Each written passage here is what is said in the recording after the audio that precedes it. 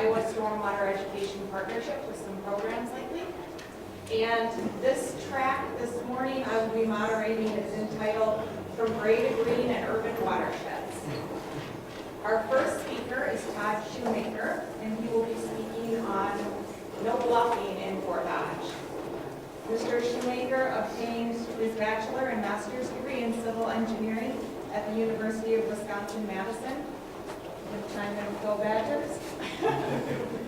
His professional experience includes analyzing rural and urban stormwater runoff in Minnesota, Iowa, North Dakota, and Wisconsin. His career is focused on watershed and stormwater management, hydrologic, hydraulic, and water quality computer modeling, floodplain management and regulation, and stream-based stabilization. Please help me welcome Todd Shoemaker.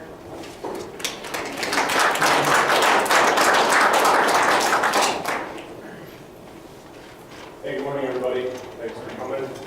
I guess so Luke Huggins here I was hoping that he'd be able to join us today, but he's tied up with some other things. So if you have a difficult question, I will write it down and forward it to Luke and he will get back to you. So the alternate title for this particular project is The Project Went Well Despite. And I'll hit these three things throughout the presentation. So what I'm going to be talking about are three separate projects in Fort Dodge. All three were part of the SRF sponsored project program. I'll highlight some of the challenges, most of the challenges that we encountered during the project, and really hope to highlight the spirit of cooperation that multiple parties used throughout this project. From Wenck, McClure, Troll River Construction, which was our prime contractor on the project. They were great. They did an amazing job. City staff and then the SRF representatives as well. So our three project locations, two of which were on or very near Soldier Creek. You can see that pin there just north of downtown Fort Dodge. Then there's one further north towards the top of that figure on Badger Creek.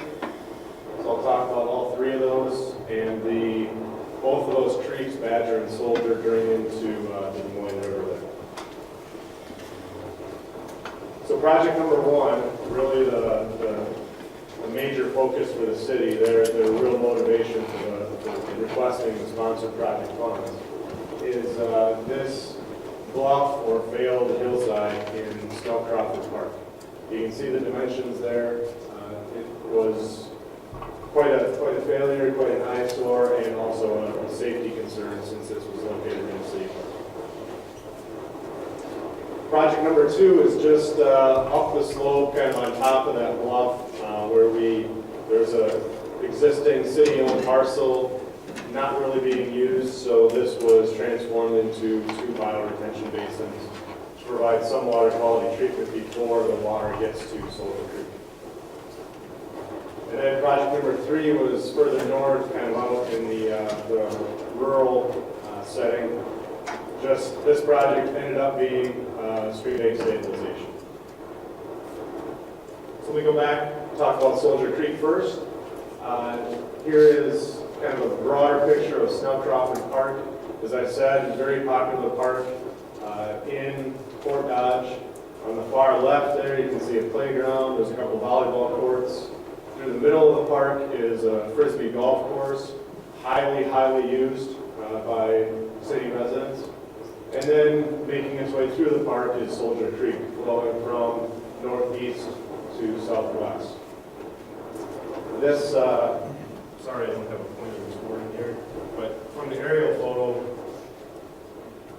that's the failed bluff slope right there.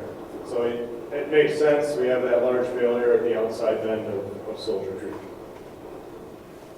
So as we got into this project, the project team, we took a preliminary look at some potential options.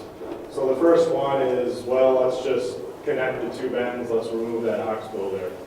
That was rejected pretty quickly because of existing utilities moving through there, located there. Large sanitary sewer trunk lines. From there, we moved a little bit further south, basically between that existing path and north of the parking lot. That was rejected. We would end up with basically, you can probably tell there, a couple of 90-degree bends, some pretty hard armoring of the channel banks, so that armoring would probably limit the connection of the park to the creek. It would be pretty difficult for people to access or get down to the creek. And then finally, that would also reduce the overall length of the stream in that area. So if we reduce the length, that may affect the 100-year flood elevation, which could have then required a LOMAR, a letter of map revision, which could have further delayed the project, I guess the overall schedule. So what we ended up with is trying to keep the stream in pretty much the same location. Moving it about 50 to 60 feet to the north and then stabilizing, basically rebuilding that slope. This maintains the natural banks. That inside bend is still a very mild slope, very easy for people to get to the water and access the creek. And it made I guess the hydraulic computations a little bit easier. We were able to show a no-rise for moving the creek and adjusting the channel. So the overall design, we looked at both the hydraulics and the geotechnical portion. I mentioned a little bit about the hydraulics and the no-rise. There's a recent flood insurance study, so we acquired that model, tweaked it based on what our proposed plan was. We documented the no-rise. In this particular case here, when we looked at the numbers, the velocity wasn't so much the problem through this reach. From the 2-year to the 10-year, the velocity was still 3 to 5 feet per second, so there wasn't a huge change because we had a pretty wide floodplain there. The real problem was the shear stress. We were in anywhere from 7 to 15 pounds per square foot for the shear stress on that outer end of the creek. Geotechnical wise, our staff used the slope W model to look at the stratigraphy of that existing slope, where were the limitations, and what are some of the potential options. Our goal in the design was the long-term stability of that slope, and that, according to the core guidance, that's a factor of safety of 1.5. I'll show you in a couple of subsequent slides here how that shook out. So our original recommendations after we did the slope W analysis, we came down to 2 recommendations. The first on the left, number 1 there, is basically keeps the stream in place, rebuild the slope, and then add a mechanically stabilized earthen wall a little bit further up the slope. That is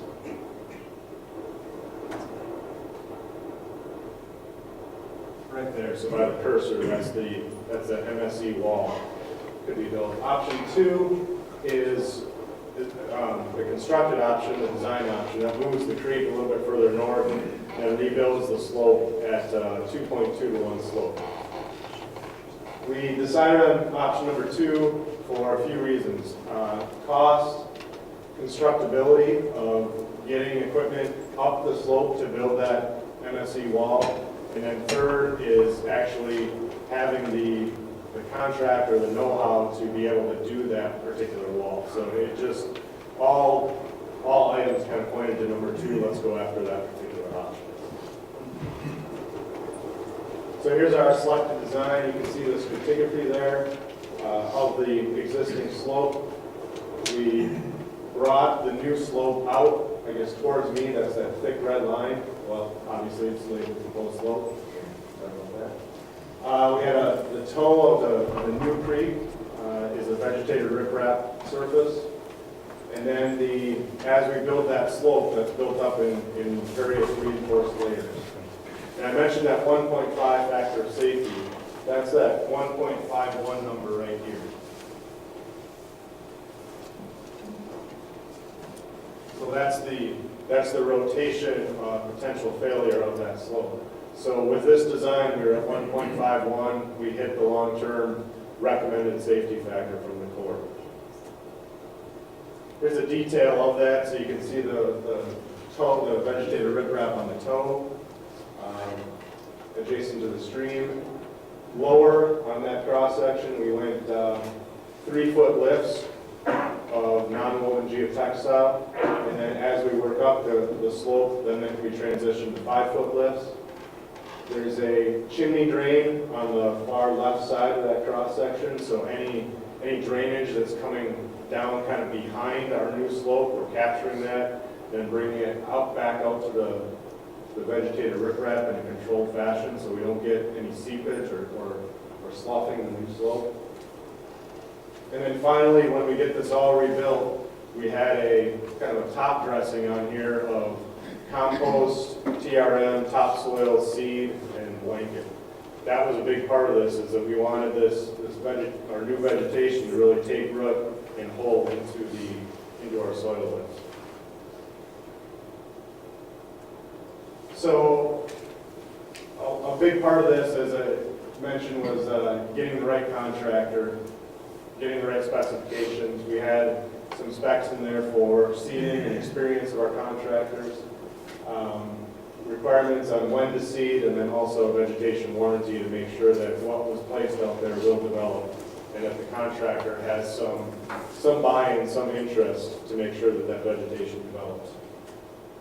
So that vegetation warranty is a 2-year warranty. We've recommended partial payments that the city, when the contractor achieves the performance standards, then they get payments according to their bid price. You can see the annual maintenance there, and then that kind of coincides with vegetation requirements. So I talked early on about coordination throughout the project, which was absolutely key. This slide is pre-construction, but this generally was true throughout the project. We had a lot of cooperation from all the parties. Everybody was involved. Suggestions from everybody was considered, and it just made for a very easy process moving forward. Progress meetings, we had those every 2 weeks. It was coordinated by McClure, so maybe I missed that on the front end here. So McClure was kind of local. They did project management. Wenck assisted with the technical and the design, and then that led to McClure being there, being able to observe construction, coordinate the project for the city. And then when we held these meetings, it was the contractor leading the meeting. They drove the agenda. They said what they needed. They said if they were behind or ahead of schedule. And as the last bullet there, it was very useful. It turned out very, very well for everybody. So construction started in November 2015, I think it was. We proceeded smoothly. There they started rebuilding that slope. There's a couple of 36-inch pipes that they put in to bypass the creek flow.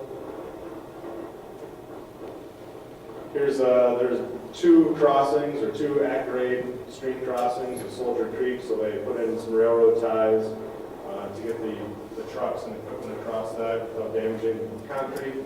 And then we got to Crap number 1. What was that? Early December, I think, 2015. There was quite a flood in the Fort Dodge area. That led, and then followed by a snow right after that. So the at-grade crossing got wiped out. The entire project area was under. The equipment got flooded. We lost about 5,000 yards of soil from the slope. So some of that 5,000 was material that was already placed.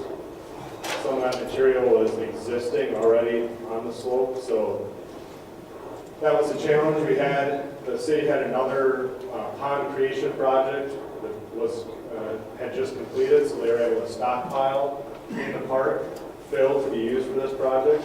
So it turned out that stockpile was now not enough because of this flood event wiping this stuff downstream. There's also a nice mark right in the middle of this photo here, right down here, and that is a gentleman's shed that got taken down as well. Again, I'll hit this towards the end, but the residents, they understood this was in their best interest. The city was helping protect their property, so he was great to work with, and realized it wasn't necessarily a result of construction. It was just we had a flood in December. So to mitigate that, loss of soil, this was another benefit of having McClure on-site, local. They also worked for the Fort Dodge Airport, which had, thankfully, a nice stockpile of soil sitting there. So that allowed us to bridge that soil gap where that soil at the airport started being brought on-site to be used to make up for this 5,000 yards. So OCRAT number 2, after we got past the flood, was the contractor started rebuilding the slope. McClure is out there taking shots. Hey guys, it's not really on design here. It's not going so good. Yep, we got it. We'll take care of it. Hey guys, you're still not on the design slope. Well, they never caught up. You can see this is kind of a design build analysis here. So McClure took a bunch of shots. We put it back into our model, kind of an as-built evaluation. And that red dot up there, if you remember, that was supposed to be at 1.5. Our design was 1.51. Here we're at 1.36. So now it was, well, what do we do? So that design took into account the new soil parameters from the airport using that borrow material. So we talked about a bunch of options. Can we reshape the slope? Can we move the top back to get our 2.2 to 1 slope? No, it's private property, we can't do that. Can we move the creek further? No, we're already buttoned up kind of against that existing parking lot. So that's a no. Can those soil lifts that we put in, the 3 and 5 foot soil lifts, can we add additional geotextile to that to just extend those to our design slope? We did a lot of research into that, and what we found with some input from MnDOT is that just that seaming of the geotextile, adding that on, is not going to have the same strength of the existing, of just using one continuous sheet of geotextile. So that was rejected as well. We talked about piles and additional riprap at the bottom. Again, this was coordination and communication, trying to educate the contractor on what we're looking at and why it won't work. Ultimately, we ended up with, let's take it down and rebuild it.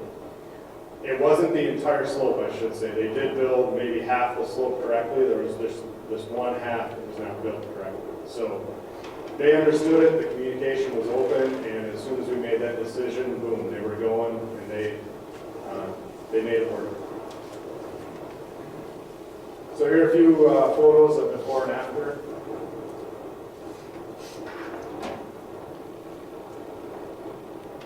So obviously the top there is before, and then after. That's April 2016. Besides the vegetated riprap at the bottom of the new creek there, you can see that we also have some stream barbs or some J-veins that are located there. Keep that, the highest velocity part of the stream, keep that away from the toe of the vein. Keep it in the middle of the stream. So here's a few months later, that vegetation just really popped in there. Along with just the kind of the cover crop and the native seeding, we also have a few hundred live stakes on there as well. So those the rooting action of those should continue to help reinforce the slope over the years.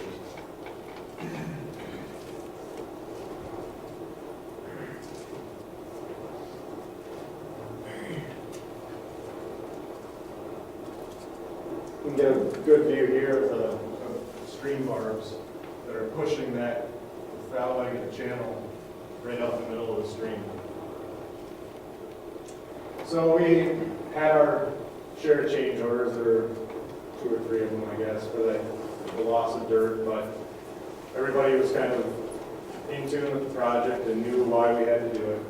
A lot of cooperation there between Wenck and McClure and contractor.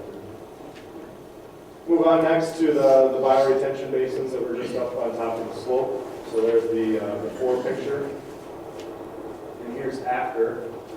So that sidewalk got realigned a little bit. There's 2 basins. So that basin 1 is much smaller. That takes into account a much smaller, more direct drainage area. That street on the left drains to 2 rain guardians that offer pre-treatment, and then water can enter into basin 1. When it gets up high enough, then it backflows up to the existing catch basin. Basin 2 took some replumbing of pipes at the intersection there on the left. to divert some water into the larger basin. So there you can see the rain guardians on the left for pre-treatment, and we install the manhole with the sapple baffle to encourage some sedimentation, some pre-treatment in the flow basin too. Have an EOF there, rock riprap, and then off the photo to the right is our outlet structure. Old crack number 3 would have been, I guess I don't have a date on there, probably June last year when we got a bunch of rain. You know, days within putting in the plugs and the mulch, of course, and the inlet protection and that the catch basin in the left-hand photo that was still in, so the basins were completely flooded there. The basin 2 on the right,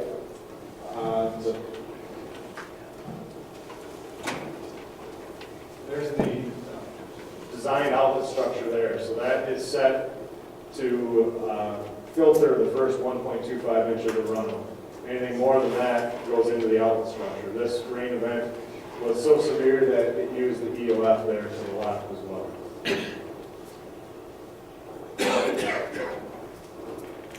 On to project number 3 here, Badger Creek. It became known as Badger Creek because that was the project, but really the focus of this was Badger Lake. Badger Lake is at the kind of the bottom left part of the photo here. Badger Creek drains into Badger Lake. Part of our study, part of our scope here was to really look at Badger Lake. The watershed, the local watershed group had studied in the past and noted the need for bank stabilization here. We took a step back, studied the lake. What is really the problem here? Is there internal loading in the lake? Is it driven by external loading? We ended up finding out that it is external loading, and we needed a 50% reduction in phosphorus load to achieve a desired lake water quality. The problem there was phosphorus and nuisance algal blooms in late summer. 50% reduction in a watershed of 18 square miles takes a lot more than just new bank stabilization. We looked at some 13 different projects or options, bioreactors, ponds, saturated buffers, a number of different things. It turns out that bank stabilization for the budget that they were allowed was the most economical, was the most bang for the buck and dollars per pound of phosphorus removed. So that ended up being the project here, 3,300 feet of bank stabilization. Most of the land along Badger Creek was private. So the SWCD, Matt Cosgrove, the director up there, he had a large task of working with the landowners, educating them on the project, requesting access, and the last bullet there is the project scope was adjusted. You know, there was some give and take. We had our needs on the bank stabilization. Landowners may have needed some rocks moved. They may have needed a dirt pile moved. So there was some give and take that McClure nicely managed, I would say. So that's part of that response and on-site representation. And again, Crow River Construction did this 3,300 linear feet in probably a week or two. It was pretty surprising how quickly they moved. Here are a couple photos of that. Photo on the left is kind of in progress with encapsulated soil lifts. And on the right is resloping, basically the vertical banks that we see in a lot of the streams in Iowa. I mentioned the soil lifts, so on the photo on the left, there's the photo from August, and then a couple months later, that vegetation has really popped. So those soil lifts is about a 1 foot lift that's wrapped in a non-woven with seed, and then those 1 footers are stacked on top of each other. In this case, this is a pretty remote area, difficult to get to. I think this was primarily chosen because we didn't want to be hauling in a lot of rock. It was kind of difficult, as I said, difficult to get to. This allowed them to use the soil on site, and really they're just bringing in geotextile. And our graded bank this is not the same location, but it kind of gives you the idea of in August, shortly after it was constructed, and then 2 months later, we got a little bit of vegetation popping up already. So as I wrap up, here are a few lessons learned. I just tried to stress open communication. Here, I said as long as possible. I understand projects aren't going to go great every time, and sometimes you got to hold your cards closer to your vest, but it turned out good in Fort Dodge. Be patient, temper expectations. I presented here last year, so you probably may have seen this formula up here before in terms of budgeting time with landowners. It's maybe not right on, but it gives you a good estimate on what to budget. And then the last two is just, I'm sure we've all experienced these. Erosion doesn't sleep, and you got to really work with your contractor. Thank you.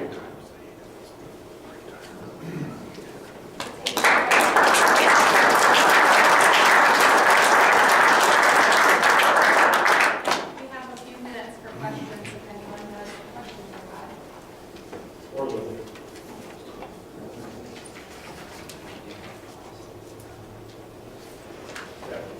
In that last project, you did use a lot of soil lifts stacked on each other. I mean, have you reached a point where you said that, okay, well, that might be too many to use all in one location stacked up on each other for stability reasons?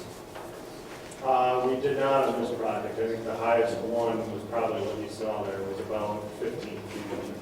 I think we would probably, that would probably be a worthwhile question if we got much higher than that. Then we have to get the geotechnical guys involved and just run it by them and see what it was. Yeah. I'm not familiar with the term EOF. Does that mean engineered outfall? Emergency overflow. Okay. So water, we want it to go here, but in case this is clogged or it's just the super flood event, we're going to provide another spot.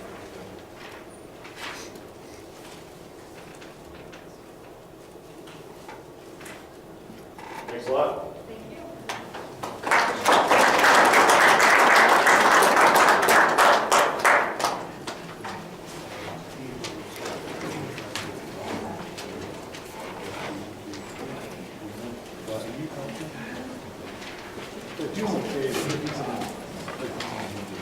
On to the next one, buddy. You're an engineer,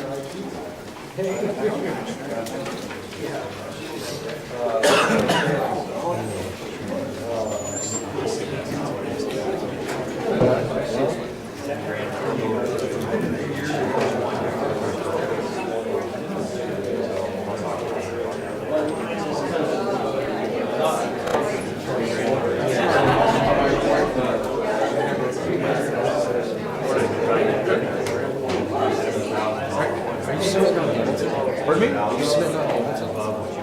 No. Okay. I was,